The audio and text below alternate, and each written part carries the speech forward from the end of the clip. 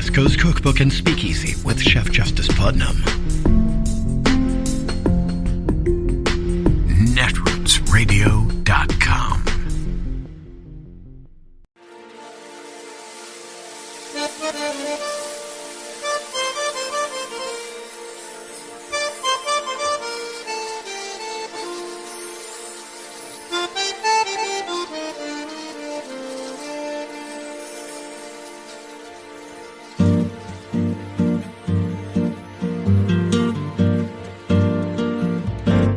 Je voudrais du soleil vert, des dentelles et des théières, des photos de bord de mer, dans mon jardin d'hiver.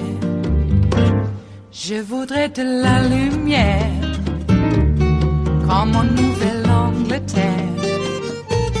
Je veux changer d'atmosphère, dans mon jardin d'hiver. Ma fleur sous la pluie de novembre, tes mains qui courent, je n'en peux plus de t'attendre. Les années passent, il est loin, là je tombe.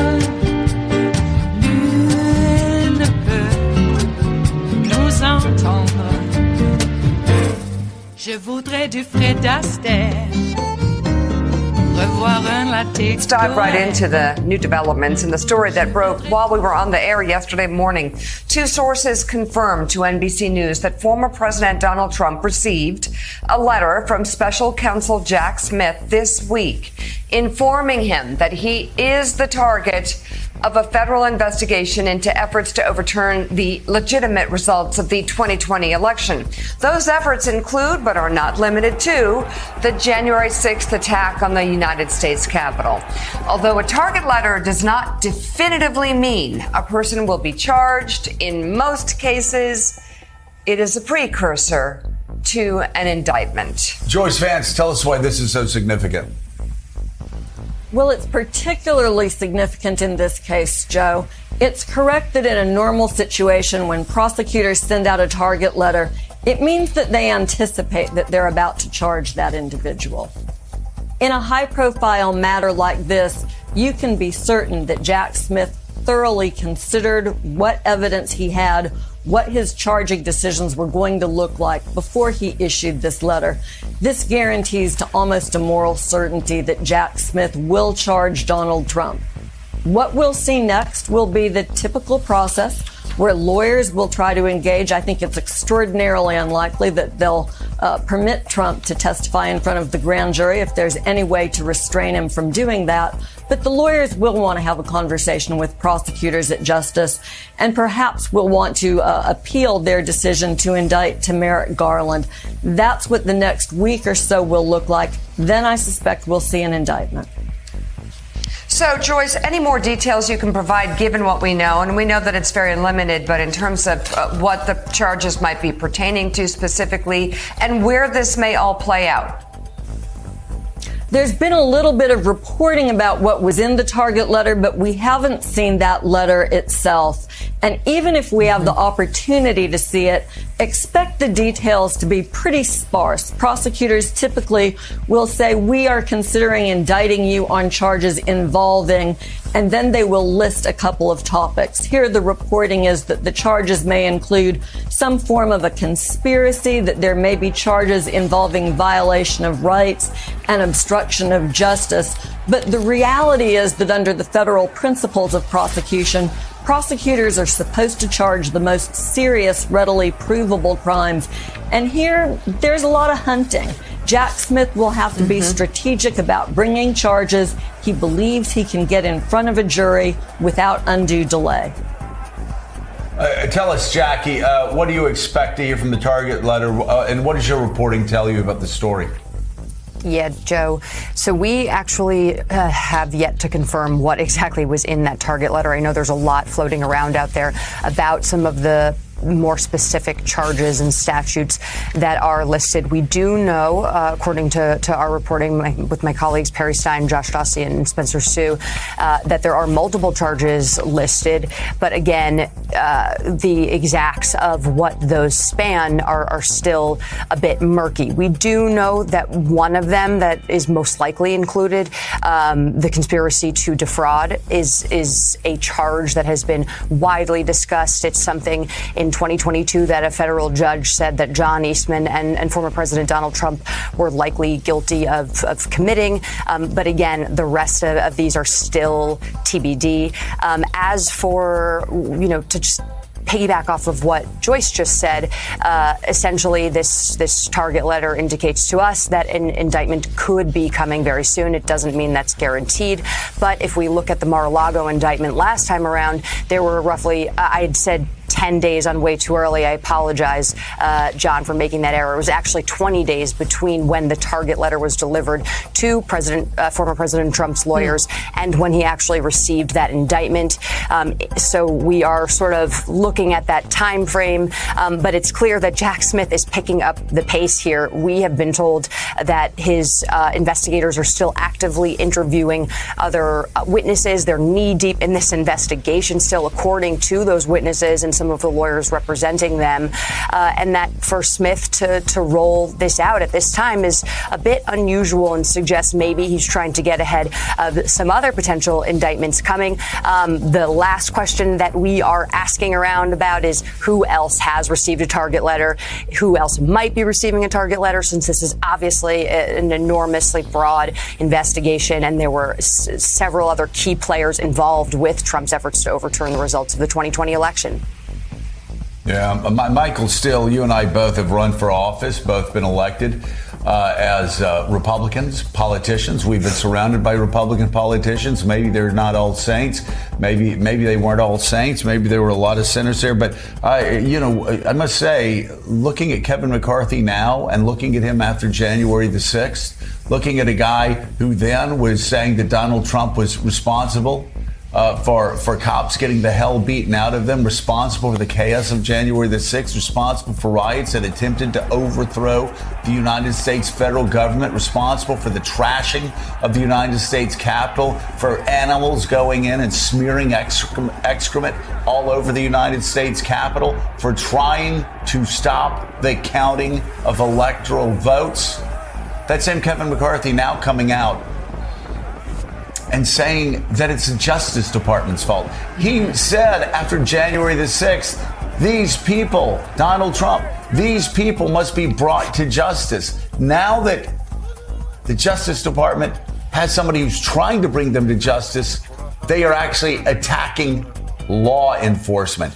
Like I said, we both served, but I must say, I never met anybody like that. I really never did. I mean, have we really gotten to the bottom of the barrel where it's so bad that you have somebody who knows and who admitted on the House floor Donald Trump was responsible for those riots? He was responsible for trying to overthrow the federal government on January the 6th, who now, for political expediency, is trying to blame. It's like the sheriff coming to town to clean things up, trying to blame the sheriff for trying to clean things up.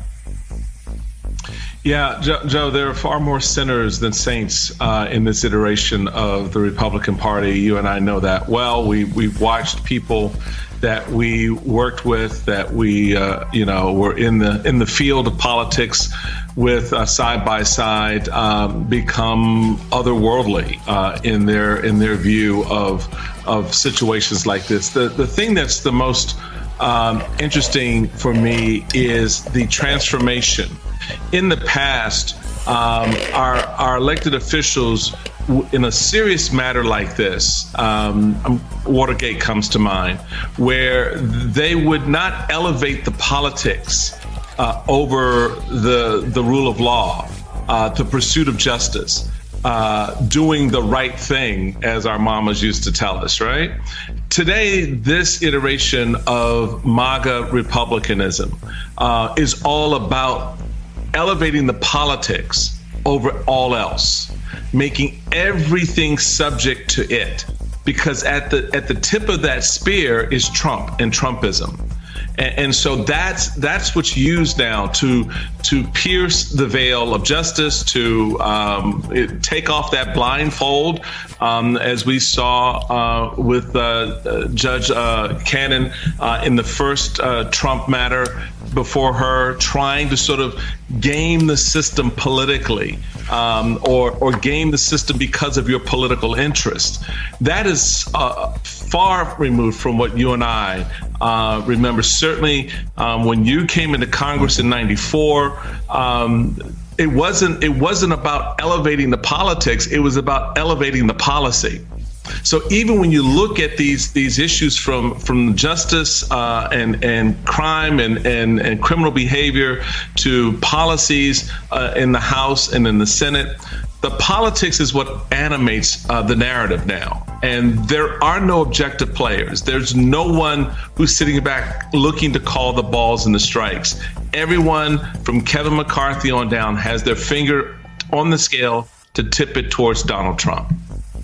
Yeah, and it's all about power. I mean, it's all about trying to get as close to power as possible. And, we came in '94. There were a lot of positions we took that maybe a lot of people didn't like, even though they were very popular. Most of them were very popular in the polls. But after 4 years, we had a leader that we didn't think was adhering to what he promised to do. And so we ran him out of town.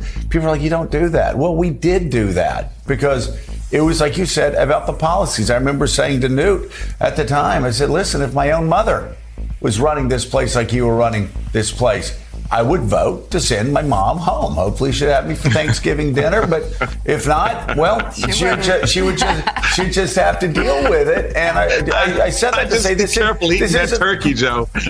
Exactly. But I would just say, this wasn't personal. It was about what we promised we were going to do, and that's what's so foreign here. Elise, you too also worked with Republicans, served with Republicans. Now we have a Republican Party, and again, we knew that it was corrupt. As John Meacham said, we knew how bad things were. Elise, is Elise there? Yeah, she is. Elise, show Elise. Thank you. Elise, we now have Republicans who are attacking the Justice Department because they tried to get nuclear secrets that were stolen back in the White House. They were trying to get military plans, secret military plans to invade Iran that were stolen back in the White House. Kevin McCarthy and these Republicans, these House Republicans, are attacking the Justice Department and the FBI for trying to get top secret military classified documents back in the White House. And now they are trying to defend Donald Trump, and they are attacking the Justice Department and the FBI for doing what Kevin McCarthy told them they needed to do, and that was to bring the perpetrators that caused the rioting and the cops getting the hell beaten out of them on January the 6th. What did he say? Not bring them to Mar-a-Lago to get a picture taken, smiling like Kevin McCarthy did, but to bring the perpetrators to justice. And he said on the House floor, we've got the tape, that Donald Trump was responsible. It is Wednesday, the 19th of July of 2023, and you are in West Coast Cookbook and Speakeasy. I am your chef de cuisine, Justice Putnam. Gunner, the English bulldog, is our snoozing sous chef. Precious, the little Yorkie, is our door girl because she's like a little girl. I'm sorry, okay? But she is our door girl, and she will be seating you directly for our especially special daily special, Smothered Benedict Wednesdays. This is the day that we take a religious stance to the world and serve up a lovely egg dish, fluffy, by the way, with lovely creamy hollandaise sauce with just enough lemon piquant. Yes, just enough. Okay, and also a veiled threat to all of those out there who might want to, insert their really weird theological beliefs upon the rest of us when their theological beliefs may not have anything to do with, well, fact. Or even the ways of the world. Oh boy. Yeah, we got a big problem here. I thought there was supposed to be a separation of church and state, but that somehow has been eroded. We're made to believe, oh yeah, Jefferson never wrote like a Bible with all references of Jesus taken out. Oh, we never did that. Jesus. It's even called the Jefferson Bible, but who's counting? Even spoke about it in the Federalist Papers, and they love to cite the Federalist Papers. In fact, they have a Federalist Society thinking that is paying homage to the Federalist Papers. They have no idea what they're doing. Or let me rephrase that. They know exactly what they're doing because they appropriate. Okay? Nazis took a perfectly fine symbol from Egyptian lore and turned it into a hateful symbol. See, that's what they do. And they're doing it with the American flag. Now, some people have looked at that as a kind of symbol of hate already, but let's just put that aside just for a moment, since it's been flown and sung to at every baseball game, sporting event, even before you even get your first lesson in school. You gotta pledge allegiance to the flag. And now they've taken that. Has nothing to do. Maybe I'll hedge my bets a little bit. It has a little bit to do with it. But, in terms of romantic notions about the red, white, and blue, and what American values it was supposed to represent, and they've appropriated that. Just like all the other symbols have been appropriated by authoritarian, right-wing, militaristic, goose-stepping, tectonic mofos. There, I got it all in. Oh, boy. Hey, that was Target Letter Tuesday yesterday, and today I go to a birthday party for a 12-year-old grandniece, great-niece. I'm a great-uncle. My niece's daughter.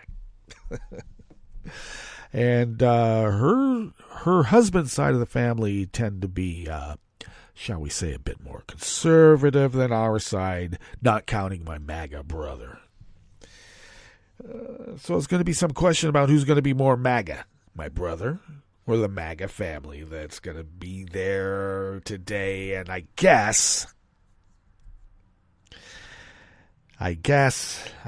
we're not supposed to talk about politics, but my experience from my MAGA brother is that he can't wait to say something and then bring up, oh, but we're not supposed to talk about this. Like a bully.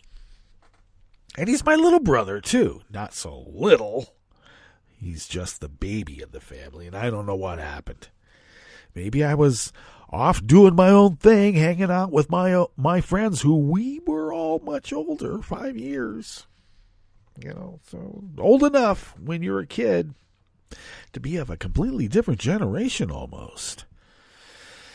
Well, I learned early from my younger brother that he could never be coached. I tried. And I had too much to do on my own because I was a selfish little kid. Wanted to graduate early from high school. I had a lot of issues. Student government issues, athletic issues, academic issues, debate team issues, speech club issues, thespian issues. And we all know what happens when you got thespian issues. Oh my God. Especially when they're trying to teach you method acting. They weren't really teaching it. Yeah, they were. Try to keep your emotions intact with that. Use it. Use your emotions. Okay. Now go out in the world and pretend this is just confined to the stage.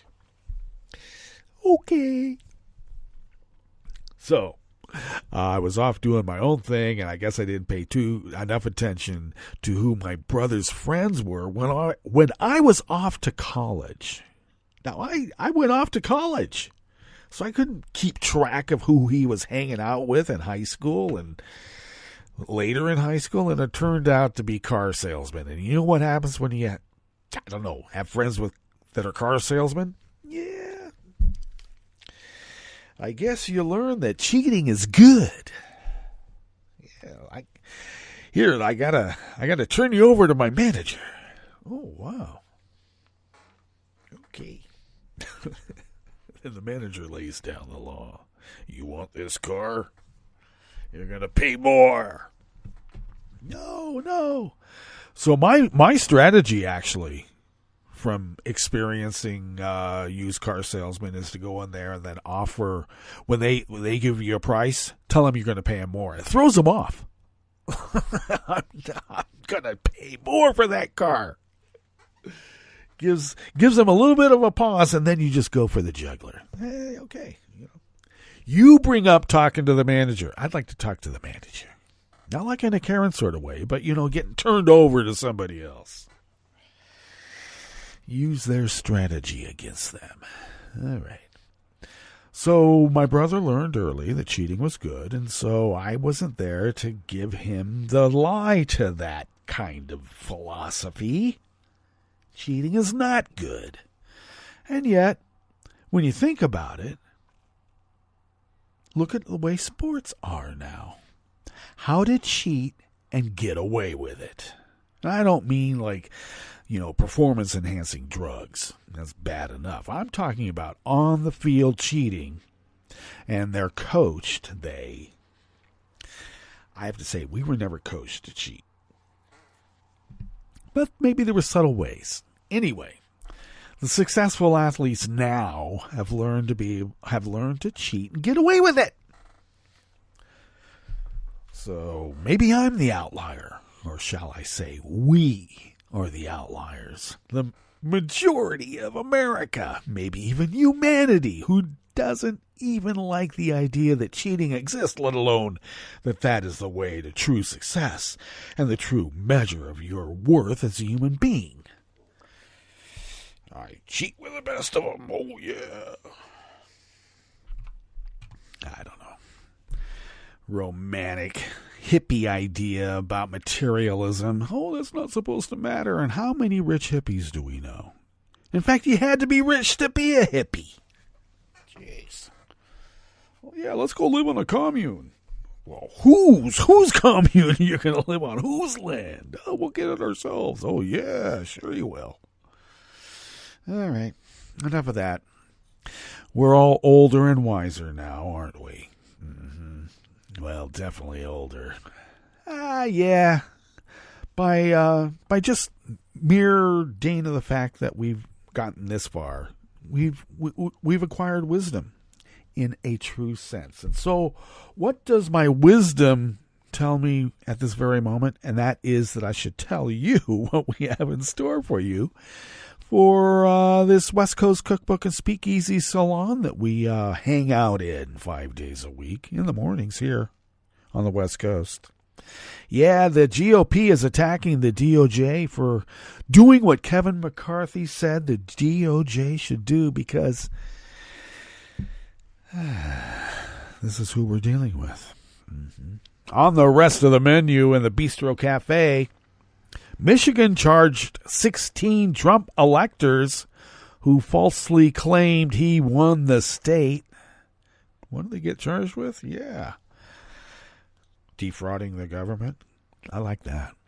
Sarasota County in Southwest Florida reported its 8th case of locally contracted malaria. And they're telling people, don't worry, there's nothing to worry about. Yeah. 7, 8 in this amount of time. I think there's something to worry about. And officials see promise in a South Carolina prison unit where restorative justice has boosted safety. How woke. After the break, we move to the chef's table where 2 European spyware firms were added to the U.S. export blacklist. And the U.S. deployed a nuclear-armed submarine to South Korea in a show of force against North Korea. Rattling sabers in the China Sea. Sounds like the good old days, doesn't it?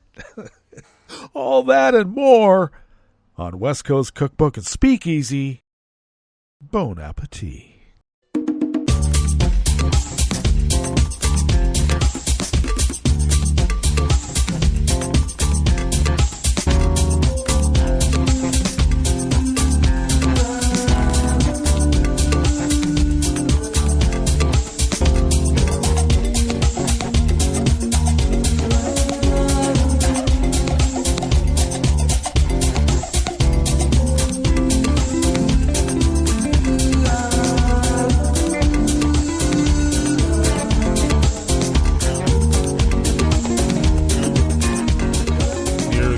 Of our homepage at netrootsradio.com. To the right of the page is the chat room link, monitored by Kelly Lincoln, who has returned from Netroots Nation 23 in Chicago, and we're getting ready for Baltimore for Netroots Nation 24 next year, so stay tuned for that. Thank you, Kelly. If you would now take a look across the page from that chat room link near the bottom of our homepage at netrootsradio.com, to the left and down just a skosh, you'll notice the link to our Patreon page, and you know why that's there. Yeah, we need help paying our bills, and we ask you to help, so thank you for helping. If you could afford to buy us an espresso-type coffee drink, and instead of sending the drink in the mail, because sometimes that doesn't travel so well, but if you could send the funds instead, we're able to pool those coffee monies and puts a big dent in paying our bills and the other costs attendant in keeping this powerhouse of resistance resisting as the founders originally intended so many years ago. So all kidding aside, thank you for your generosity. If you would like to follow Netroots Radio on Twitter, Mastodon, and Spoutable, you can do so at Netroots Radio. Tom takes care of that and a lot more. Thanks, Tom. Follow me on Twitter, Mastodon, and Spoutable at Justice Putnam. 10 minutes before showtime, my show notes and links diary automatically posts on Daily Codes because that's how I set it up. It's 10 minutes.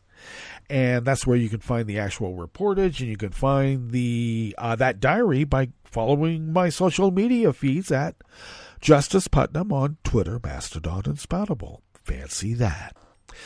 You can also follow the show on Twitter. I'll get it social media account on the others, but you can find the show on Twitter at Cookbook West.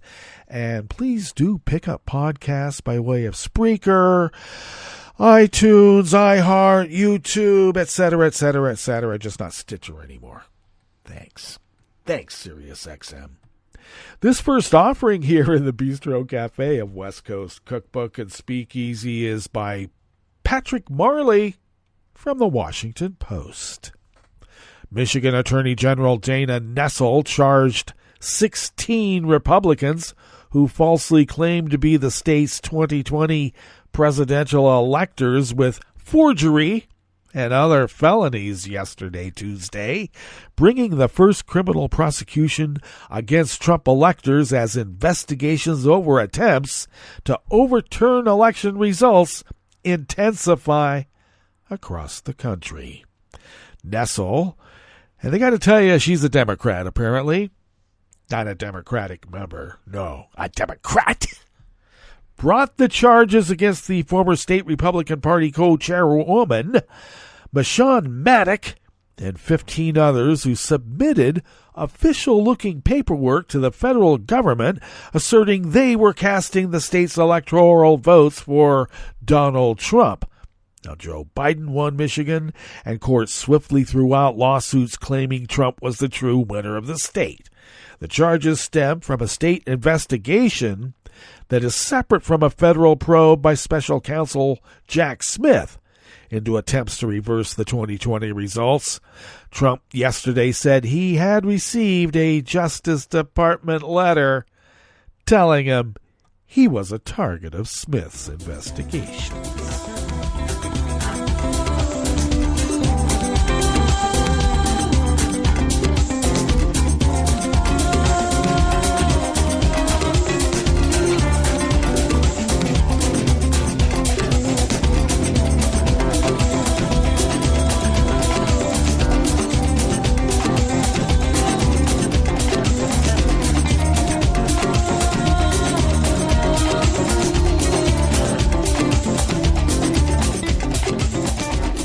Staff at the Associated Press brings us this next offering here in the Bistro Cafe of West Coast Cookbook and Speakeasy, Smothered Benedict Wednesdays.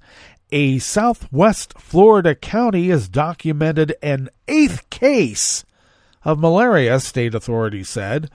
The Florida Department of Health reported a new locally acquired case of malaria in Sarasota County during the week of July 9th through 15th.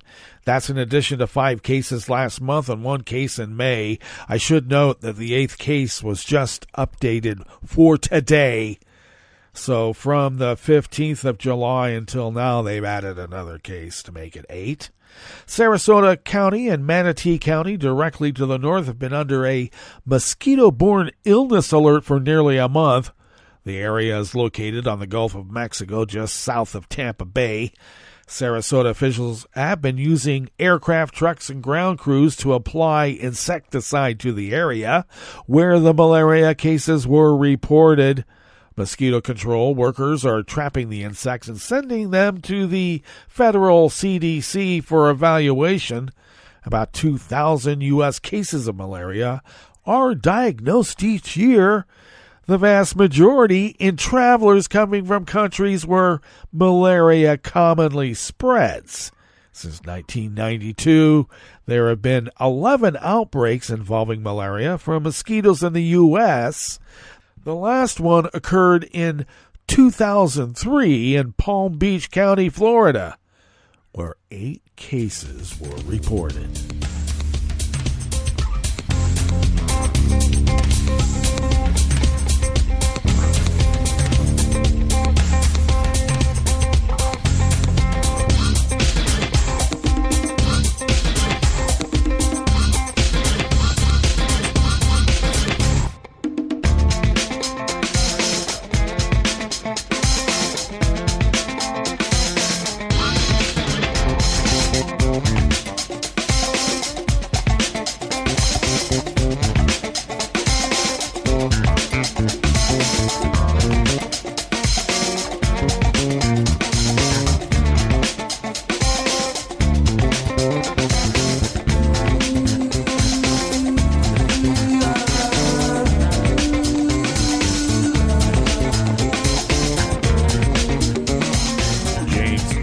Of the Associated Press brings us this final offering here in the Bistro Cafe of West Coast Cookbook and Speakeasy. A South Carolina prison unit where older men with lengthier sentences mentor young adults preparing to re-enter society is giving officials hope that a different approach to living conditions will reduce violence behind bars. The special housing facility, known as a Community Opportunity Restoration Enhancement Unit, also known as CORE, emphasizes an unorthodox method of prisoner reform called restorative justice that prioritizes open communications and self-correction through group engagement and one-on-one meetings. That atmosphere resulted in fewer violent incidents, according to a study of the units inside 2 state detention centers by the Vera Institute of Justice. Even more, participants who inhabit the unit that features walls covered in colorful murals and natural light commended the new initiative for allowing greater freedom in personalizing their spaces and developing trusting relationships alongside correctional officers. The unit looks different from most. Participants wearing blue polo shirts and khakis can spend as many as 15 hours daily outside their cells. Personal rooms receive sunlight and can be decorated with photographs. Bright artwork completed by participants lines the floors and walls. Painted logos for professional and collegiate athletic teams appear outside many doors. Murals depict influential figures and highlight phrases like "empower black men." The men access utilities not typically shared by prisoners. Laundry machines mean clothes are washed more frequently. A mini fridge provides the opportunity to store water and brings what one mentor described as hope for freedom. A kitchen facility sharing food in a space credited for giving dignity and curbing theft. The abnormalities also extend to discipline. Lower-level offenses like disorderly conduct and contraband possession might be met with writing assignments related to the wrongdoing, public apologies to harmed individuals, or additional chores without pay. Research indicates people in such settings are less likely to engage in violence. During the initiative's first year, Vera's study reported 6 violent convictions within a group of 100 participants randomly assigned to the unit, compared to 15 among 100 applicants randomly left in the general prison population. Go to the show notes and links diary and find this article. There's a bit more to it, and it's quite illuminating and maybe a way we should go. Let us now go to our break. And when we get back from that break, we will go through weather from around the world, and we will finish up with the stories that we have curated for you today. You are listening to West Coast Cookbook and Speakeasy, and we will be right back.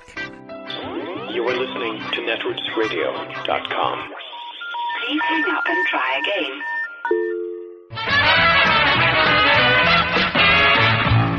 From a point at sea to the circles of your mind, a new force is at work for planetary transformation. New radio for a new Earth.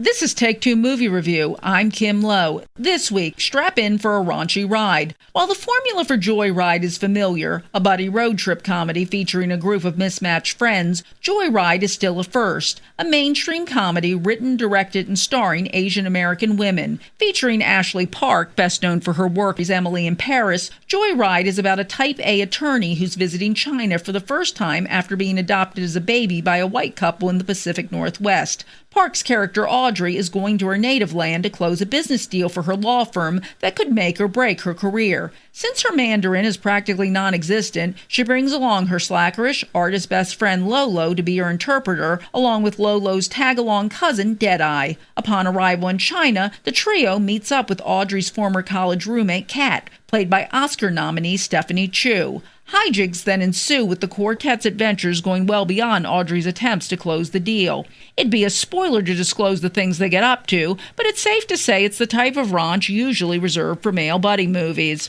In addition to portraying Asian American women beyond the usual stereotypes, the movie also takes a surprisingly touching and poignant turn in dealing with themes of identity and belonging and the conflict many foreign-born adoptees feel between their cultural heritage and the culture in which they were raised. While Park is fine as Audrey, the real scene stealer is Sherry Cola, who shines in her role as Lolo. Cola has phenomenal comedic timing and the ability to give her character depth while avoiding caricature.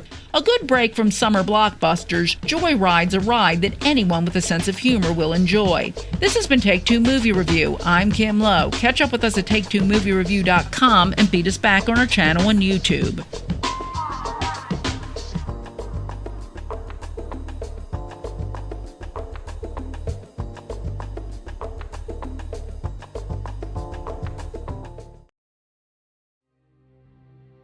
Hi, this is Your Health Quickly, a Scientific American podcast series. We highlight the latest vital health news, discoveries that affect your body and your mind. And we break down the medical research to help you stay healthy. I'm Tanya Lewis. I'm Josh Fishman. We're Scientific American's senior health editors. On today's show, we're talking about how the stuff that goes on in your brain is connected to symptoms in your gut. Scientists have found molecular pathways that trigger inflammatory bowel disease flare-ups. And those paths start in the brain, triggered by stress. This raises the possibility of a new type of treatment. Hey, remember the other day when we were basically comparing belly aches? Yeah, I do remember that. I was feeling a little bit off, but drinking ginger ale really helped settle my stomach. Did your antacid tablets end up helping? Yeah, they did. But neither of us was really sick. I mean, we both showed up at work after all. Yeah, I mean, speak for yourself. I wasn't feeling great, but I definitely was not extremely ill. There is another kind of gastrointestinal illness, though, that's in a whole different league. It's inflammatory bowel disease, or IBD. That's bouts of disabling pain or bleeding, weight loss, diarrhea, and hospitalizations that sometimes require surgery. That really doesn't sound like fun. I actually know some people with IBD. Is it a super common illness? Unfortunately, it is. About 3 million adults in the US have it. I've heard of Crohn's disease, which can be pretty disabling. Isn't that a type of IBD? Yeah, it is. The other type is called ulcerative colitis. Oh, yeah, I've heard of that one too. I think it mainly affects the large intestine. And Crohn's often damages the small intestine, although it can hurt other parts of the GI tract as well. What makes them both IBD is inflammation. IBD is often linked to an overactive immune system where the body's own immune cells attack the digestive tract. And it may have a genetic component. Yeah, I've heard that Crohn's is more common among people with a family history of it. But are there any effective treatments?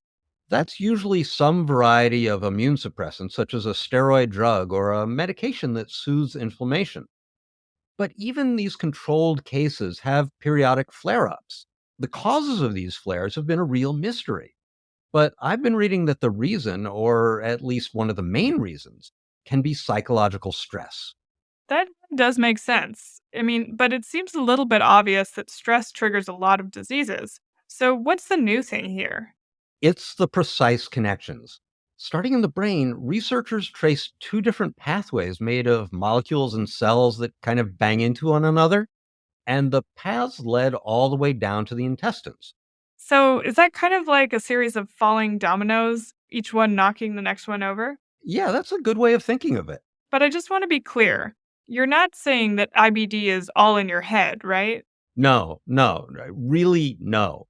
It's a biological disease tied to those hyperactive immune cells. But psychological stress will greatly exacerbate the severity of the disease. So stress by itself is not causing the disease, but it's greatly increasing the magnitude of the disease. That's Christoph Theis. I'm an assistant professor of microbiology here at the Perelman School of Medicine at the University of Pennsylvania. Theis was one of the scientists who traced out the rows of dominoes, as you put it, and his team found that the first domino to fall with IBD patients was some kind of stressful experience. If they had broken up with their partner or lost their jobs or lost someone in the family or any other major event in the lives of these patients. So if someone goes through a very stressful period in their lives, it feels like their disease is flaring up, but the physician doesn't see microscopic signs of inflammation yet. But then very often what will happen is that a few weeks down the road, then there will be a flare. So there is definitely a very strong component of how the brain or the psychological state of the patient can control inflammatory diseases. That's really validating. And I can actually say from personal experience that intense stress can affect the body. But it sounds kind of anecdotal. I'm guessing Theis did some more scientific studies? Hey, I don't blame you for a little skepticism. There's a lot of loose talk about how stress affects the body. And you're right. Theis and his team did go after this more scientifically. First, they looked at mice with IBD-like conditions in order to identify the rows of molecular dominoes.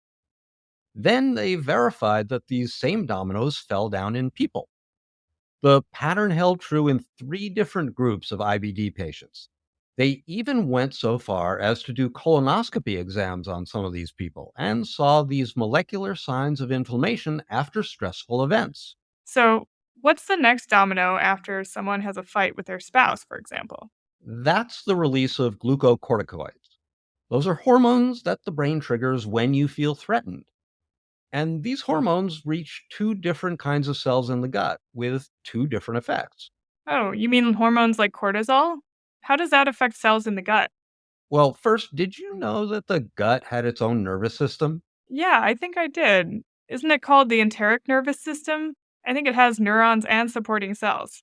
Yeah, so those supporting cells are called glial cells. They do a bunch of different things, and one is to signal those hyperactive immune cells, the ones that I mentioned earlier, when the body is stressed. Those cells arrive kind of like an attacking army, and they hit the lining of the intestines. And bingo, you get inflammation and a flare up of IBD. And what about the second cell type you mentioned? Those are the enteric neurons. They control the muscles of the intestine and therefore how quickly or slowly food moves through them. Long exposure to glucocorticoids blocks these neurons from developing fully. They kind of stay in an immature state. And immature neurons aren't able to make muscles squeeze very hard. So food moves very slowly. And IBD patients feel badly bloated or constipated or crampy, and it just makes everything worse. That sounds really horrible. But if stress leads to IBD flare-ups, could treating the stress help patients? Tice thinks so, although he cautions these are early days. Nobody has rigorously tested interventions like psychotherapy on IBD. But he believes that stress might affect how well other treatments like drugs actually work. The treatment response of a patient might very strongly depend on psychological factors, which would mean that we should assess these psychological factors and tailor the treatment accordingly. So that's not something doctors already do? No, it's not a routine practice to basically quantify a patient's level of psychological stress when they are first seen by a physician or when the decision about the treatment is being made. So that's something that we're now following up on. Tice also thinks that psychotherapy itself, including things like stress management techniques, might help. Stress mitigation strategy, which I think would be potentially even more beneficial than the molecular interventions at the downstream end of the pathway. It may suggest that we can block this inflammatory pathway altogether by improving a patient's mental state or emotional state. Oh, I guess I finally need to do that mindfulness meditation that I've been putting off. But it does totally make sense that treating stress itself could help with physical symptoms. And it seems like a promising place to start. Do you think it'll work? Well, I hope it does. Like Tice said, they really need to test it. But I do have a gut feeling that there may be something to this. Your Health Quickly is produced by Tulika Bose, Jeff Delvisio, Kelso Harper, and Corinne Leong. It's edited by Ella Fetter and Alexa Lim. Our music is composed by Dominic Smith. Our show is part of Scientific American's podcast, Science Quickly. You can subscribe wherever you get your podcasts. If you like the show, give us a rating or a review. And if you have ideas for topics we should cover, send us an email at yourhealthquickly@sciam.com. That's yourhealthquickly@sciam.com. I'm Tanya Lewis. I'm Josh Fishman. We'll be back in 2 weeks. Thanks for listening.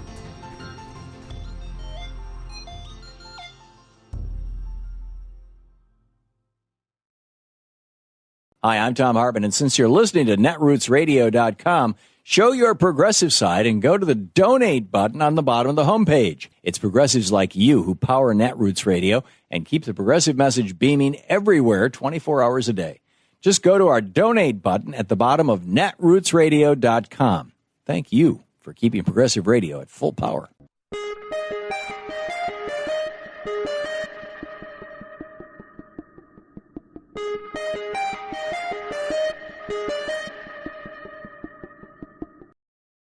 I'm Rick Smith, and this is Labor History in 2. On this day in labor history, the year was 1993. That was the day that President Bill Clinton announced his Don't Ask, Don't Tell policy. He had campaigned for president, promising to allow all citizens to serve in the military, regardless of sexual orientation. Once he was elected, there was a great deal of opposition to his proposal. Military officials railed against the idea of lifting the ban on homosexuals in the military. Members of Congress and the public voiced opposition. President Clinton proposed a compromise he called Don't Ask, Don't Tell. This meant that military officials were not supposed to inquire about the sexual orientation of servicemen and women. Service members were not to be public about their sexual preference. This meant that if members of the LGBT community wanted to pursue a career in the military, they had to hide a significant part of who they were or risk losing their jobs.